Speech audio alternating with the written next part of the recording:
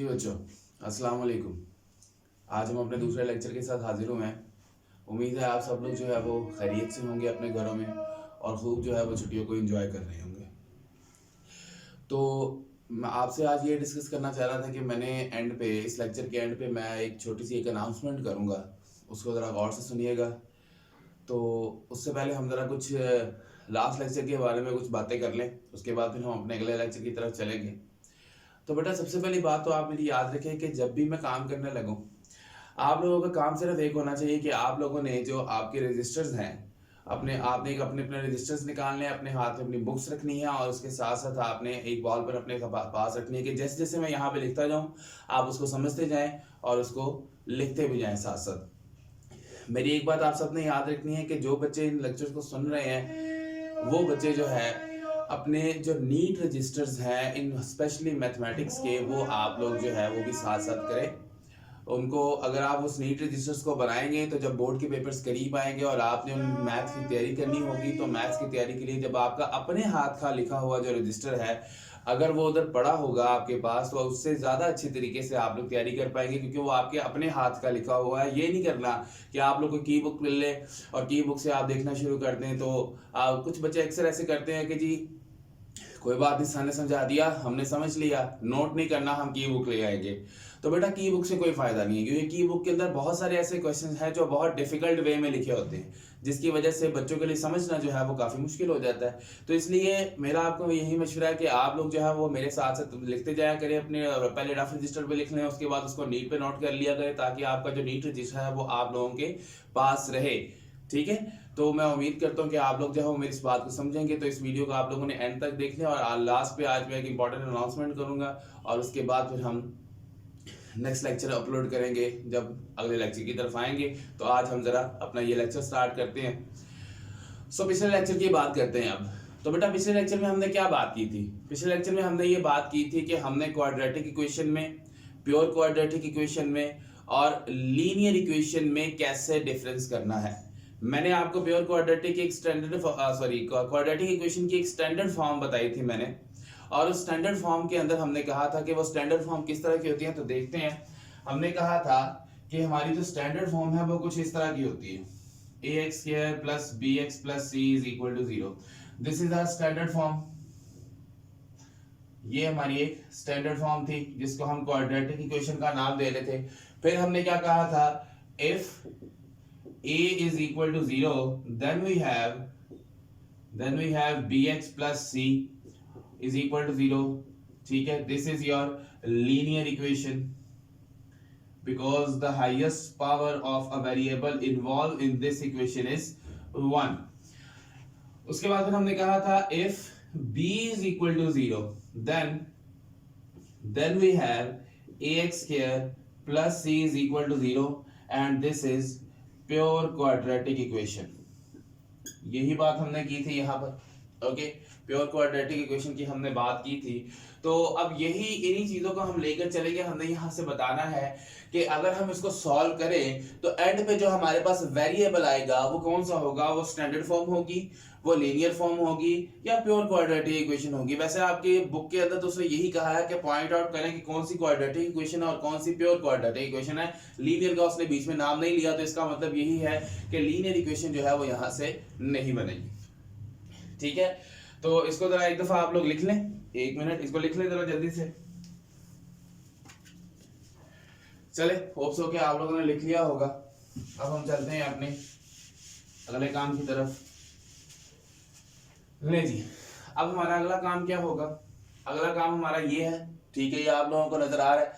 अब इसमें जैसे मैंने आपको उस दिन बताया था कि अगर आपके पास है जी 1/2 + 1/3 और ये दोनों क्या है, डिफरेंट है। अगर ये दोनों डिफरेंट है तो इट मींस के एलसीएम में ये दोनों मल्टीप्लाई हो जाएगी और जब ये मल्टीप्लाई होंगे तो इसका एलसीएम क्या आ जाएगा, 6 आ जाएगा।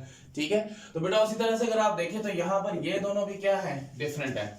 अगर ये दोनों डिफरेंट है तो इट मींस के यहाँ पर ये दोनों भी हमारे एलसीएम में होंगे। इसका मतलब है क्या होगा कि इन दोनों का जो एलसीएम है वो क्या होगा, x × x + 1। ठीक है, अब हम क्या करेंगे, मैंने उस दिन बताया था कि आपको या तो आप एलसीएम के तरीके से कर ले या फिर आप मल्टीप्लिकेशन के तरीके से कर ले। जो मल्टीप्लिकेशन का तरीका है वो ज्यादा आसान है, क्योंकि अक्सर बच्चे जो है वो एलसीएम में थोड़ा सा कमजोर होते हैं, जिसकी वजह से वो ले नहीं पा रहे होते। सो दैट्स व्हाई हम यहाँ पे क्या करेंगे, multiply both side by x into x plus one. ठीक है, अब इसके साथ जब आप मल्टीप्लाई करेंगे इधर आएगा x into x plus one और इधर आ जाएगा x over x plus one. फिर हमारे पास यहां आएगा, ठीक है, यहां पे अब हम आगे करते हैं काम। ये क्या होगा, प्लस इधर आ जाएगा x into x plus one और इसके साथ ब्रैकेट में आ जाएगा x plus one over x. Next हमारे पास 6 है तो इधर भी आ जाएगा 6 इंटू एक्स प्लस वन। ले जी, नेक्स्ट क्या काम है हमारा, नेक्स्ट काम ये है कि यहां पर देखिए, यहां से ये x प्लस वन इस x प्लस वन से कैंसिल हो जाएगा, ये आपका s इस x से क्या होगा, कैंसिल। ये x जब इस x से मल्टीप्लाई करेगा तो इधर आपके पास आ जाएगा x स्क्वायर। ये x प्लस वन और ये x प्लस वन जब ये दोनों मल्टीप्लाई करेंगे तो इनका भी आ जाएगा x प्लस वन का होल स्क्वायर। और उसके बाद बेटा ये आ जाएगा, ये जब 6x जो है ये इससे मल्टीप्लाई करेगा तो ये हो जाएगा 6x स्क्वायर, और यही 6x जब 1 से मल्टीप्लाई करेगा तो ये 6x जो है वो एज इट इज आ जाएगा। ठीक हो गया। अब बेटा हमने यहाँ पे आपको नजर आ रहा होगा कि आप लोग जो है जब छोटी क्लासेस में फॉर्मूला पढ़ते रहे हैं, और वो फॉर्मूला क्या था, a plus B whole square. इस फॉर्मूले के अकॉर्डिंग हम क्या लिखते थे, a square plus B square plus 2ab। ये फॉर्मूला हम इसके अंदर लिखा करते थे। तो यहाँ पर वही फॉर्मूला हमारा यूज हो जाएगा, इधर आ जाएगा एक्स स्क्वायर प्लस ए, इसका formula A square plus B square plus 2a और b, और इन दोनों वैल्यूज को आप इधर ले आइए, ये दोनों वैल्यूज यहाँ पर प्लस हो रही है तो जब आप इनको इस तरफ लेके आएंगे ये दोनों माइनस की हो जाएंगी, तो यहाँ आ जाएगा माइनस। बल्कि आप इस तरह करें कि इनको अभी फिलहाल वहीं पे रखें, यही रखते हैं हम इनको। ठीक है, अब बेटा क्या करेंगे, यहाँ से ये x square plus x square ये आपका क्या हो जाएगा 2x स्क्वायर। उसके बाद ये बेटा आपका 1 का स्क्वायर 1, और ये जब 2x और फिर 2x 1 से मल्टीप्लाई करेगा तो वो 2x ही रहेगा, और इधर बेटा आपके पास होगा 6x स्क्वायर प्लस 6x। अब बेटा देखिए यहाँ पर जो x स्क्वायर के साथ कोएफिशिएंट 6 है, यहाँ x स्क्वायर के साथ कोएफिशिएंट 2 है, तो हम क्या करते हैं, हमारी कोशिश ये होती है कि क्वाड्रेटिक इक्वेशन जब भी हमने बनानी है तो उसमें जो x स्क्वायर के वाली टर्म है वो हमने पॉजिटिव रखनी है। अगर आप इसको यहाँ पर ले आएंगे तो वो x स्क्वायर की टर्म नेगेटिव हो जाएगी, फिर बाद में हमें नेगेटिव कॉमन लेना पड़ेगा। तो पहले ही हम एक ऐसा काम करते हैं कि हम इस इक्वेशन को उठाकर उधर ले जाते हैं, इन वैल्यूज को, इन टर्म्स को उठाकर, ताकि जब ये उस तरफ जाए और जब ये दोनों माइनस हो तो x स्क्वायर वाली जो टर्म है वो आपकी पॉजिटिव रहे, वो आपकी नेगेटिव ना हो, क्योंकि नेगेटिव होगी तो एंड पे जाके हमें फिर से नेगेटिव कॉमन लेना पड़ेगा।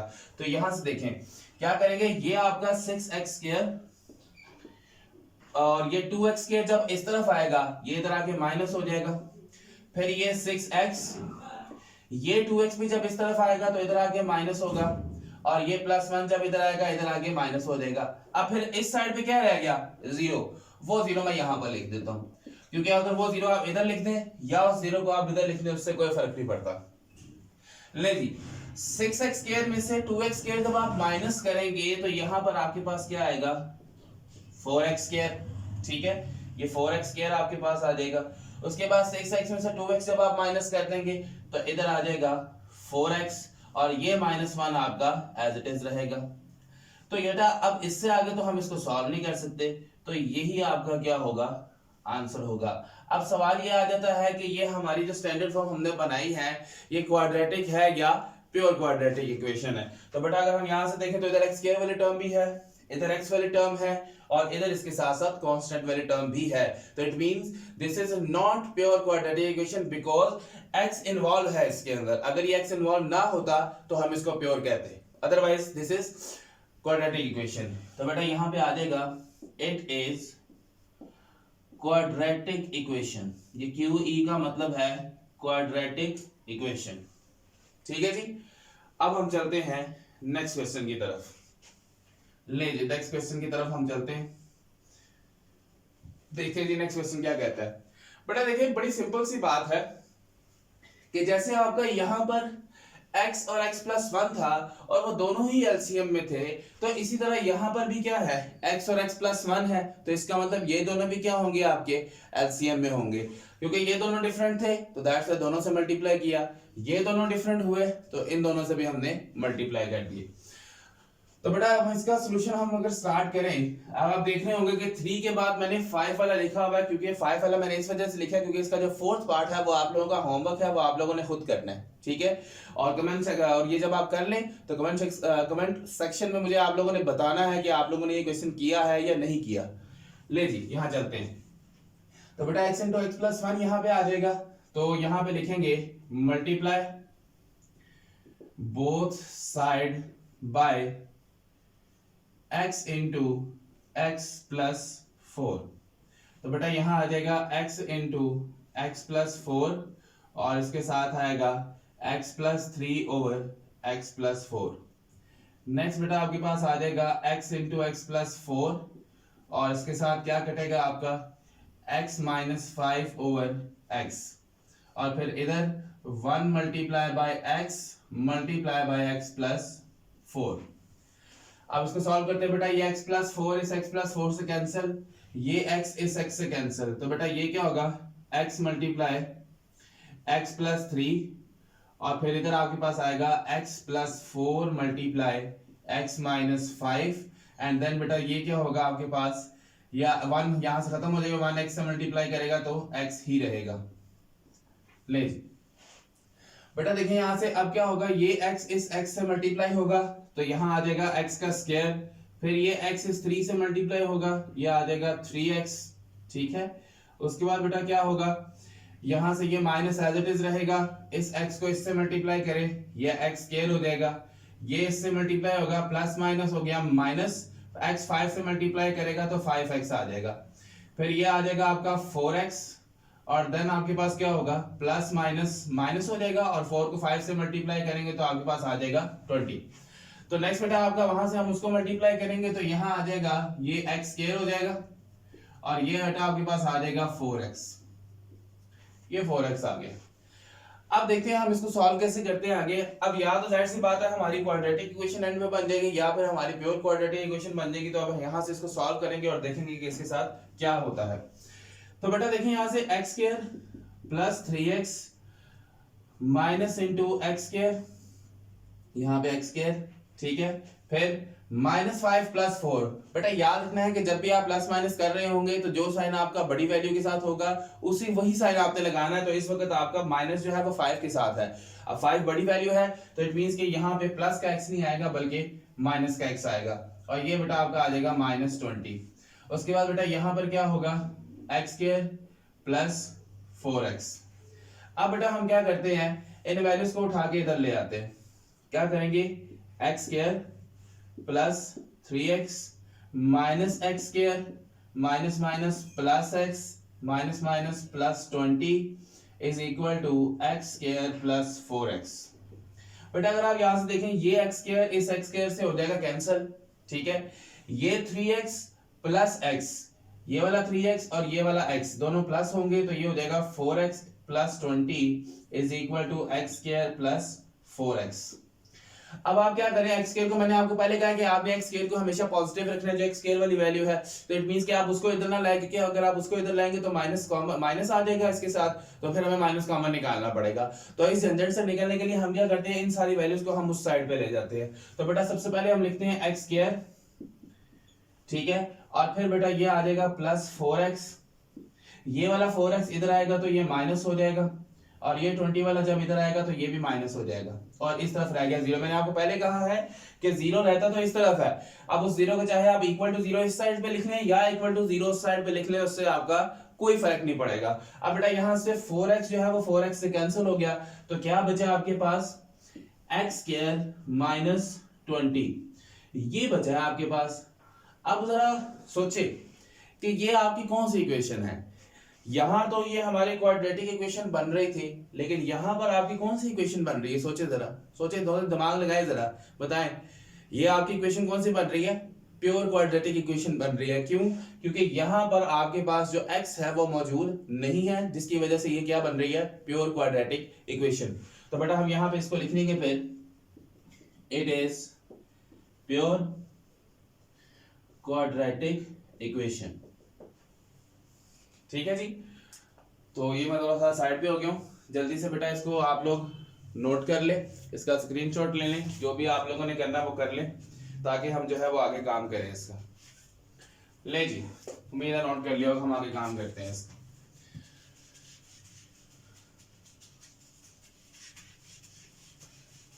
अब इसमें से बेटा 4 क्वेश्चंस जो हैं वो मैंने किए, और उसके बाद जो अगले बीच वाले जो 2 क्वेश्चंस रह गए हैं उनमें से एक जो क्वेश्चन है वो आपका प्योर क्वाड्रेटिक का होगा, और जो दूसरा है वो आपका क्वाड्रेटिक का होगा। तो वो दोनों क्वेश्चंस जो हैं वो अब आप लोगों ने खुद करने हैं। अब हम चलते हैं हमारे क्वेश्चन नंबर 2 की तरफ। तो बेटा जी क्वेश्चन नंबर 2 में क्या लिखा है, हम इसकी फैक्टर, अब यहाँ पे उसने लिखा है क्वेश्चन नंबर 2 में सॉल्व बाय फैक्टराइजेशन। फैक्टराइजेशन को बेटा हमने सॉल्व करना है, सही सॉल्व करना है हमने। और उसके बाद जो हमारे पास पहला क्वेश्चन हमें दिया गया वो तो बड़ा सिंपल है, x square minus x minus 20 is equal to 0। और दूसरा क्वेश्चन हम यहाँ पे लिख देते हैं, दूसरा बल्कि आप लोग खुद करेंगे, थर्ड वाला मैं यहाँ पे लिखता हूँ। यहाँ पे थर्ड वाला आपके पास आ जाएगा 4 minus 32x is equal to 17x square. ठीक है जी, तो ये क्वेश्चन जो है वो हमने आज करने 2। तो बेटा देखिए यहां से क्या होगा, अब यहां पर मैंने कल आपको बताया था, जब हमने लास्ट लेक्चर हमने किया था, इसका लेक्चर 1 जो हमने किया था, उसमें हमने ये कहा था कि क्वाड्रेटिक इक्वेशन को सॉल्व करने के 3 मेथड्स हैं। नंबर 1 फैक्टराइजेशन का, जो अभी हम करेंगे यहाँ पर। नंबर 2 कंप्लीटिंग स्क्वायर, जो इसके बाद जो अगला क्वेश्चन आएगा वो सारा कंप्लीटिंग स्क्वायर का होगा। नंबर 3 आपका था क्वाड्रेटिक फॉर्मूला, वो अभी हमने नहीं किया, ठीक है, वो आपका आएगा 1.2 के, जो आपकी अगली एक्सरसाइज होगी उसके अंदर वो फॉर्मूला आएगा। लेकिन यहाँ पर आपका क्या है, क्वेश्चन नंबर 2 है और हमने इसको सॉल्व बाय फैक्टराइजेशन करना है। तो चलिए हम इसको सॉल्व बाय फैक्टराइजेशन करते हैं। और फैक्टराइजेशन का मतलब क्या होता है कि आपकी जो मिडिल टर्म है आपने उसको 2 वैल्यूज में ब्रेक करना है। ठीक है, तो फैक्टराइजेशन की जो डेफिनेशन है वो आप सबको मुझे बताने की जरूरत नहीं, होप्स हो कि आप सबको बताने की जरूरत नहीं होगी, क्योंकि आप लोग जो है 9th क्लास में चैप्टर नंबर 5 के अंदर ये डेफिनेशंस जो है वो आप लोग पढ़ चुके हैं कि व्हाट इज फैक्टराइजेशन। ठीक है, फिर भी अगर कोई बच्चा फैक्टराइजेशन की डेफिनेशन को पूछना चाहे तो कमेंट सेक्शन में मुझे कह सकते हैं, तो ताकि मैं अगले लेक्चर में फैक्टराइजेशन की डेफिनेशन को भी क्लियर कर दूंगा। ठीक है, अदरवाइज मुझे उम्मीद है कि आप सबको पता होगी कि फैक्टराइजेशन की डेफिनेशन क्या होती है। तो हम जरा ये क्वेश्चन करते हैं। बेटा फैक्टराइजेशन का जो तरीका है वो आपका कोई नया नहीं है, ठीक है, काफी पुराना तरीका है, वो आप लोग जो है 7 में 6 में 8 में 9 में सब में करते आ रहे हैं। तो आज हम यहाँ पर देखते हैं तरीका का क्या था कि आपने x के की कोफिशिएंट को, अगर x के साथ या x के साथ अगर कोफिशिएंट ना हो तो उसके साथ हमेशा 1 होता है, ये हम बात पढ़ चुके हुए हैं। तो जब हमने लास्ट और फर्स्ट वैल्यू को मल्टीप्लाई करना होता है, ठीक है, जब हमने लास्ट और फर्स्ट वैल्यू को मल्टीप्लाई किया तो जो हमारा आंसर आएगा तो उसके लिए हमने फिर मिडिल टर्म को भी ब्रेक करना है। तो हमने 2 नंबर ऐसे चूज करने हैं जिनको मल्टीप्लाई करें तो बेटा ये 20 बन जाए, क्योंकि 20 को 1 से मल्टीप्लाई करने से 20 आया। अब इसके अलावा 2 एलिमेंट ढूंढे, सोचिए अपने दिमाग में गौर करें। एक तो हमारे पास 10 मल्टीप्लाई 2 भी होता है, एक हमारे पास 4 मल्टीप्लाई 5 भी होता है, दोनों से 20 बनता है। लेकिन डिसाइड ये करना है कि इन दोनों में से हम कौन सा एलिमेंट लेंगे। तो बेटा गौर करें, यहाँ पर इधर क्या है, यहाँ x के साथ अगर मैं दिखाऊं आपको तो इधर x के साथ क्या है, इधर भी तो x के साथ 1 ही है ना, इधर भी x के साथ क्या है 1 ही है। तो इट मींस कि आपने वो 2 नंबर चूज करने हैं जिनको प्लस या माइनस करें तो 1 आए। अब इन दोनों को प्लस करने से 12 आता है, लेकिन इन दोनों को माइनस करने से तो 8 आता है, 1 तो हमारा आ ही नहीं रहा। तो इसका मतलब ये है कि ये वाला हम यहाँ से नहीं लेंगे। अब हमारे पास क्या बच गया, ये बचा 4 मल्टीप्लाई 5 20, 5 में से 4 माइनस कर देंगे 1 आ गया, डन हो गया, 1 आ गया। लेकिन 1 क्या है, माइनस का। तो 1 माइनस का होने का मतलब ये है कि जो आपका साइन बड़ी वैल्यू के साथ हम होगा वही माइनस तब भी माइनस में आएगा।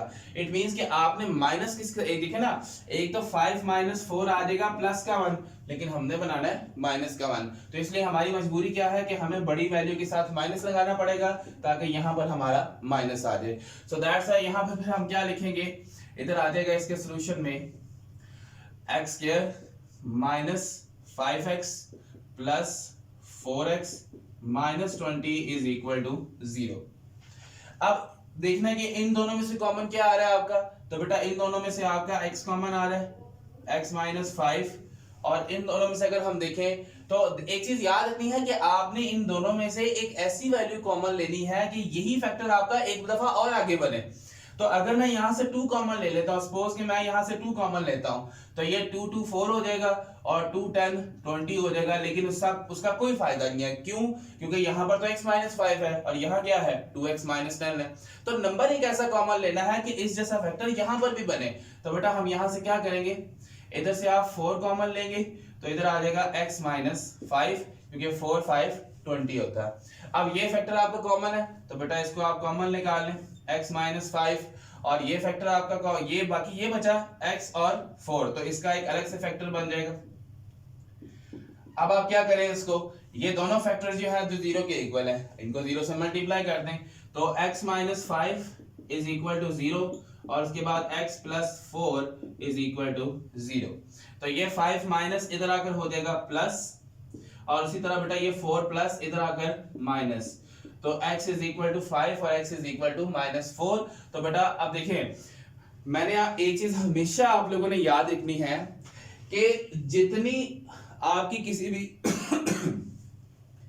भी अलजेब्रिक एक्सप्रेशन की जितनी हाईएस्ट पावर होगी आपके उतने ही आंसर होंगे। अब यहाँ पर हाईएस्ट पावर क्या है 2 है, तो यहाँ से देख लें आपके आंसर भी कितने हैं 2 है। अगर इसकी हाईएस्ट पावर 3 होती तो आंसर आ जाते, आंसर कितने आते इसके 3 आ जाते। अगर इसकी हाईएस्ट पावर 4 होती तो आंसर इसके 4 आते। तो जो भी हाईएस्ट पावर होगी बेटा उतने ही इसके आंसर होंगे। तो बेटा यहाँ हाईएस्ट पावर 2 थी तो यहाँ आंसर क्या आ गए 2 आ गए। तो इट मींस कि यहाँ पर आपका जो सॉल्यूशन सेट आ जाएगा वो होगा 5 और माइनस 4। ले जी, अब हम चलते हैं इस पे क्या करेंगे। पहले एक चीज याद रखनी है कि जब इन इक्वेशंस को सॉल्व करना है तो उनके लिए उसका स्टैंडर्ड फॉर्म में होना बहुत जरूरी होता है। तो स्टैंडर्ड फॉर्म कैसे आएगी, अगर इन दोनों को हम इधर ले जाएं 17x स्क्वायर और ये 32 प्लस इधर आके माइनस का इधर आके प्लस हो जाएगा, ठीक है, और ये 4 प्लस हो रहा है इधर आके माइनस होगा। तो बेटा देखते हैं यहां से, अब जैसे हमने 1 और 20 को मल्टीप्लाई किया था उसी तरह हम क्या करते हैं 17 और 4 को मल्टीप्लाई कर देते हैं। देखिए 17 को 4 से मल्टीप्लाई करें क्या आएगा 4 7 28, 2 इधर आ जाएगा, ठीक है, 4 1 4 और 2 क्या हो जाएगा 6। तो इट मींस कि आपका नंबर क्या बन रहा है, ये हमने मल्टीप्लाई किया, अब ये नंबर क्या बन रहा है 68 बन रहा है। तो अब दरमियान में क्या है 32 है। इट मींस कि आपने एक ऐसा नंबर बनाना है कि जिनको अगर हम मल्टीप्लाई करें तो वो 62 आए। दो नंबर चूज करने हैं आपने, लेकिन प्लस माइनस करने से 32 आए। सोचे सोचे सोचे क्या नंबर होगा बताएं। चलिए ये मैं आपको एक टास्क दे रहा हूं आपका, ठीक है, ये आपका एक टास्क है, ठीक है, इस टास्क को ये आपका एक होम टास्क आप इसका समझ लें, ठीक है, और इसके साथ साथ इसका जो दूसरे वाला पार्ट है वो भी आपका आप यही समझ लें कि वो आपका होम टास्क है, ठीक है।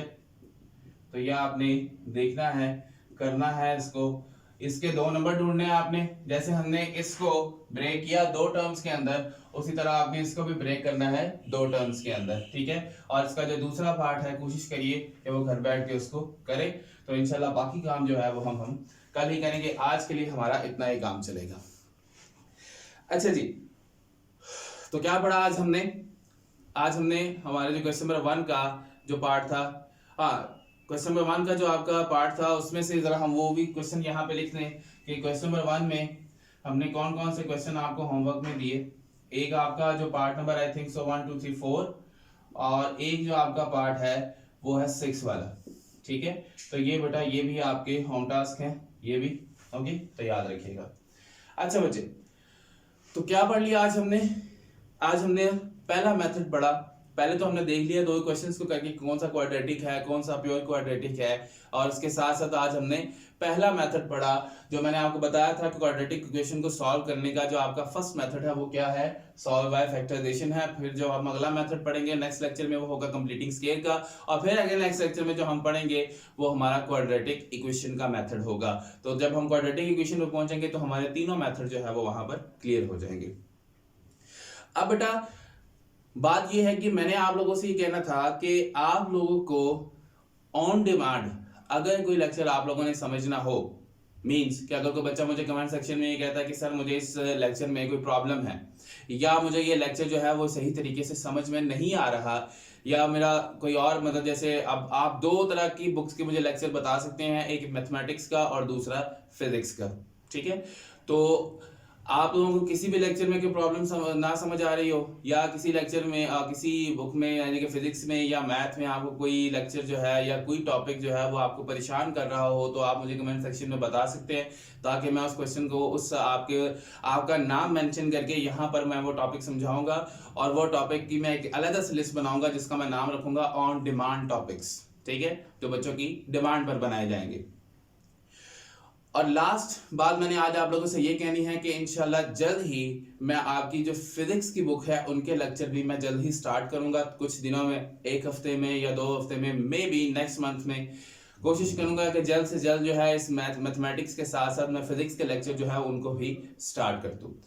तो अब आप लोगों ने क्या करना है कि जो काम मैंने आप लोगों को दिया है वो काम आप लोगों ने करना है, ठीक है। ये नहीं करना कि बस सर ने पढ़ा दिया और उसके बाद बात खत्म हो गई, ऐसा नहीं होता। आप जितनी प्रैक्टिस करेंगे उतना ही आपको इस मैथ अच्छा आएगा। अगर आप प्रैक्टिस नहीं करेंगे, सिर्फ यहाँ से समझ के आराम से बैठ जाएंगे, तो आपको कुछ भी पल्ले नहीं पड़ेगा। वक्ती तौर पे तो आपको याद रह जाएगा कि सर ने क्या बताया था, लेकिन जब आप आगे जाके क्वेश्चन करने लगेंगे तो बेटा आपको कुछ भी समझ नहीं आएगा, ठीक है। So make sure you like, share and subscribe so that you get notifications. Allah Hafiz.